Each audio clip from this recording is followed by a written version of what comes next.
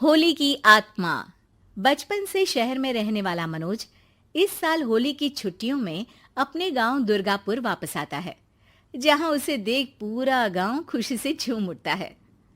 जब गया था तब इतना सा था और अब देखो कितना बड़ा हो गया है। हाँ सरपंच जी, जब मैं गया था तब आप भी बहुत जवान थे और अब देखो कितने बूढ़े हो गए हैं आप। चलो चलो, बढ़िया है। बच्चा घर वापस आ गया। इसी खुशी में आज रात पार्टी होगी। क्या बात है, गांव में भी पार्टियां होने लगी। वैसे अगर पार्टी की बात है तो आज क्यों सीधा होली पार्टी करते हैं। होली पार्टी की बात सुन चहल पहल में अचानक सन्नाटा छा जाता है, जिसे देख मनोज को कुछ अजीब लगता है, लेकिन तभी सरपंच बात पलट देता है। अब बहुत देर हो गई, चलो सब अपने घर चलो, पार्टी के बारे में कल सोचेंगे। मनोज भी मम्मी पापा के साथ घर आ जाता है, पर होली पार्टी और उस पर पूरे गांव की खामोशी वाली बात अभी तक उसके जहन से निकलती नहीं। पापा, होली पार्टी की बात पर सब चुप क्यों हो गए थे? अरे होगी उनकी कोई अपनी बात। मुझे गांव की पंचायत ही थोड़ी पता है। थक गया हूँ, चलो सो जाते हैं, कल बात करते हैं। पापा की बात मानते हुए मनोज भी सोने चला जाता है। आज तो छुपा लिया, लेकिन हफ्ते बाद जब होली का दिन आएगा तब इसे कैसे रोकोगे? अगली सुबह सूरज के साथ ही मनोज भी गांव घूमने निकल जाता है, जिस पर रास्ते में उसे अपनी ही उम्र के कुछ लड़के भी मिलते हैं, जिनसे दोस्ती कर अब वो उनके साथ घूमने लगता है। इसी तरह कुछ दिन बीत जाते हैं और होली नजदीक आने लगती है। दोस्तों, होली में 4 दिन ही बचे हैं, पर गांव में उसकी कोई तैयारियां क्यों नहीं दिख रही? क्योंकि यहाँ होली नहीं मनाई जाती। अरे पर ऐसा क्यों? वो राजा भूषण। अरे तुम 4 दिन के लिए आए हो, क्या इतना सोच रहे हो? चलो कुछ खाने चलते हैं। इसी के साथ एक बार फिर होली की बात को टलते हुए देख मनोज को शक होने लगता है। वो घर पहुंचते ही इंटरनेट पर अपने गांव और राजा भूषण के बारे में जानकारी निकालने लगता है। क्या? मुझे आज तक ये नहीं पता था। ऐसा कैसे? किसी ने मुझे कुछ बताया क्यों नहीं? सारी जानकारी लेने के बाद मनोज गांव वालों या अपने मम्मी पापा से कुछ पूछे बिना खुद ही उसकी सच्चाई के बारे में छानबीन करने लगता है, जिसके चलते वो राजा भूषण की हवेली में पहुंचता है। वाह, क्या हवेली है यार। पर क्या यहाँ सच में कोई भूत है? हेलो भूत जी, कोई है क्या? हम इस साल गांव में होली सेलिब्रेट कर रहे हैं, क्या आप उस पर थोड़ा इंटरव्यू देंगे? मनोज के ऐसा बोलते ही गांव में तूफान उठ जाता है और हवेली में रखी सारी चीजें हिलने लगती है।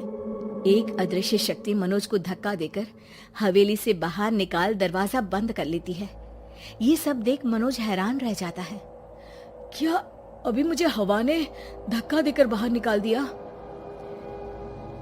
मेरे होते हुए इस गांव में कभी होली नहीं बन सकती, इसलिए दोबारा ऐसी कोशिश भी मत करना, अंजाम बुरा होगा। आवाज सुन मनोज हैरानी से इधर उधर देखने लगता है, पर उसे कोई दिखाई नहीं देता। वो गांव वापस आ जाता है, जहां तूफान की वजह से सब कुछ तहस महस हो चुका होता है।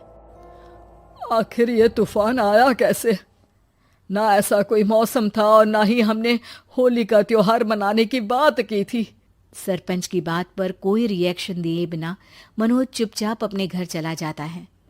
इस तरह देखते ही देखते होली का दिन भी आ जाता है और मनोज रंग लेकर गांव में निकल जाता है, लेकिन गांव पूरी तरह खाली होता है।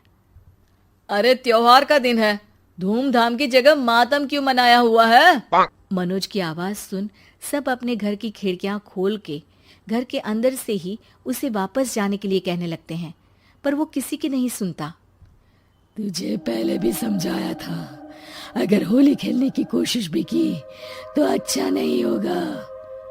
अरे बात मान लो बेटा, तुम्हें सच नहीं पता। मुझे सब पता है।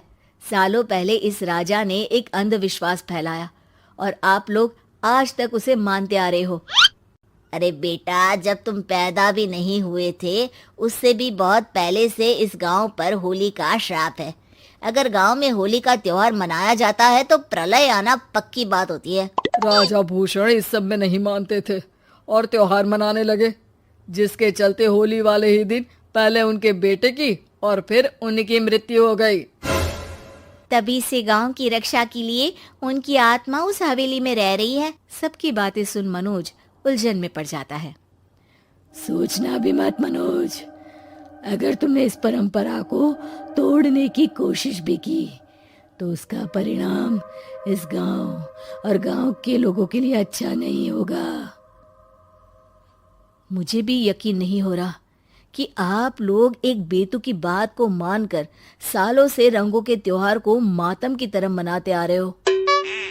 मनोज किसी की कोई बात ना मानते हुए पूरे गांव में रंग बिखेर देता है, जिसके तुरंत बाद वहां तूफान के साथ बिजलियां गरजने लगती है। अचानक मौसम में ऐसा बदलाव देख जहां मनोज कंफ्यूजन में आ जाता है, वहीं गांव वाले डर से सहम जाते हैं।